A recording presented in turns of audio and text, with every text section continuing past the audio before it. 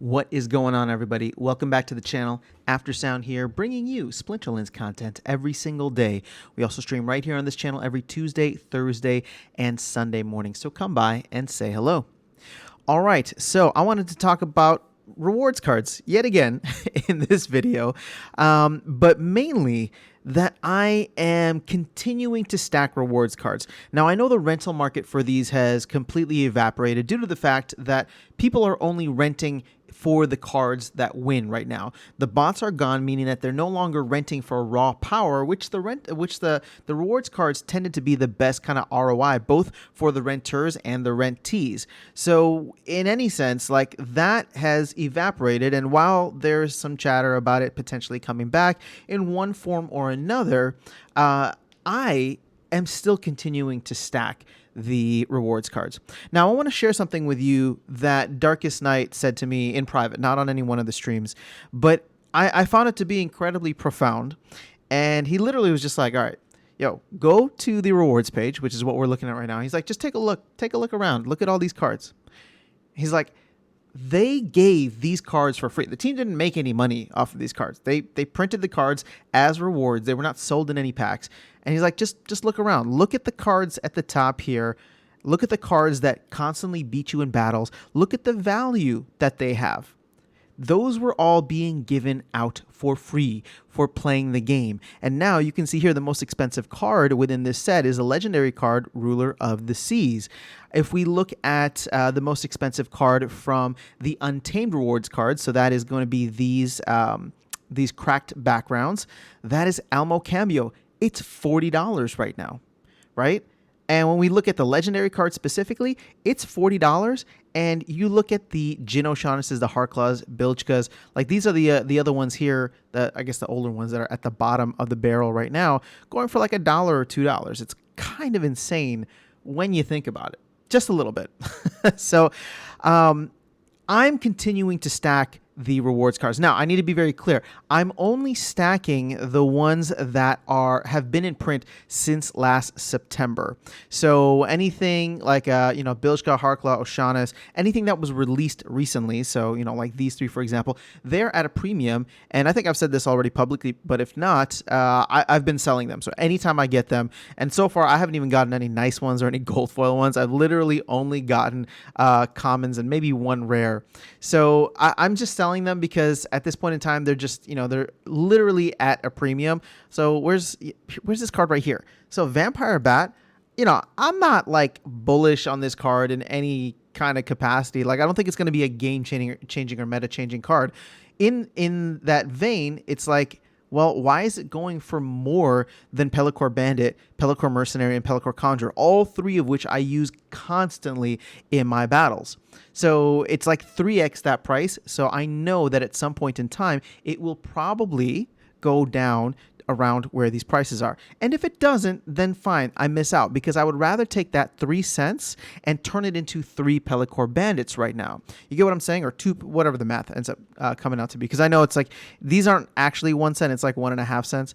So whatever the math ends up, coming out to be, I would rather convert it into these older rewards cards, because we know that these are more than halfway through print, or almost, or more than halfway through print, depending on the rarity. But we're moving through them. We're getting there.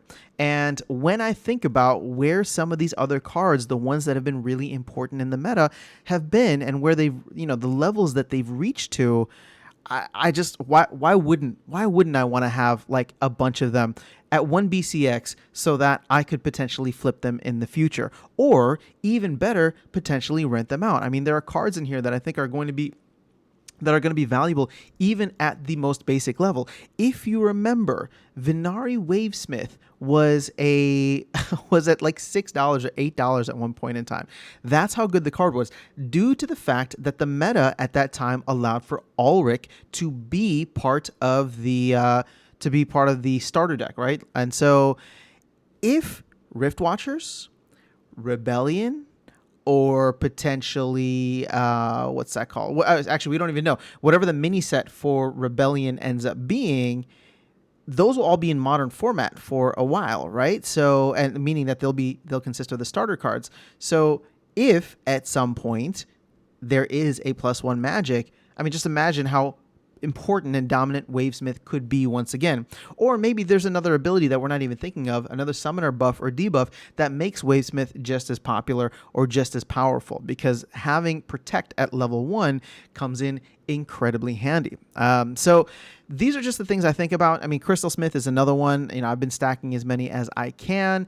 So these are the cards that I think, what are the ones that have a lot of value, both at the base level, but also at the higher levels, because keep in mind, there will always be new players coming into this game. And when they come into this game, some of them will be starting off in bronze, but some of them will get it and they'll quickly rise the ranks, and they'll look at that and say, hey, you know what?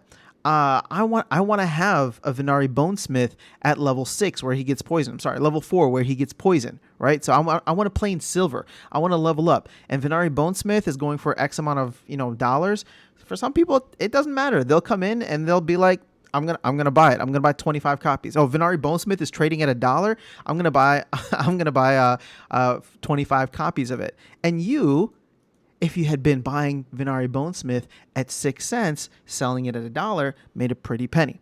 Now, none of this is financial advice. I'm not trying to say where the prices will go. This is not speculation or anything like that. I mean, sorry, this is all speculation. There's nothing confirmed. I have no idea what the future holds.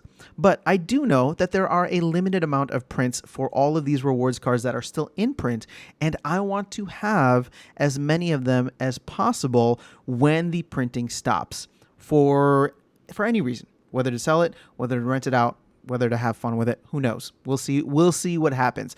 But that's what I'm doing right now. I wanted to share that with you. I wanted to share kind of Darkest Night's approach to this, and or at least what he said that really made me rethink a lot of things. And so, yeah, I mean, even now, I'm still stacking rewards cards, even though I probably should be focusing on leveling up my Chaos Legion deck, which I am. So I'm kind of doing them both in tandem, but I haven't stopped focusing on stacking rewards cards, is I guess the better way that I should say it. So, take a look around here, look at some of these cards, and, like I said, or I'm sorry, like Darkest Night said, these were all given out for free at some point or another. So, if you can understand the value behind that and the value of what's being given out right now. I know it's hard to see. And I'll close out with this, right? Like, it's easy to tune out when all the OGs are talking about, oh yeah, back in my day, I remember when, Daria or Phantom Soldier or, Ruler of the Seas was going for 5 cents, or these cards were going for a penny, right? Sorry, I'm not trying to make the OGs sound like actual old geezers, but, that's essentially what happened, and they lived it. So take that wisdom and literally run with it. All right. So that's what I'm trying to do. I think it would be a smart play. Again, it's not meant to be financial advice. It's just meant to be, at the very least, don't sell the cards not right now, not when the market is fully depressed. So at least you're getting some airdrop points. And, at the end of the day, you make the best decisions for yourself. But this is what I'm doing, and I just wanted to share it with you. So that is all I have for you in this video. I hope to catch you in the next one, and I will see you around the game. Have an amazing rest of your day. Take care.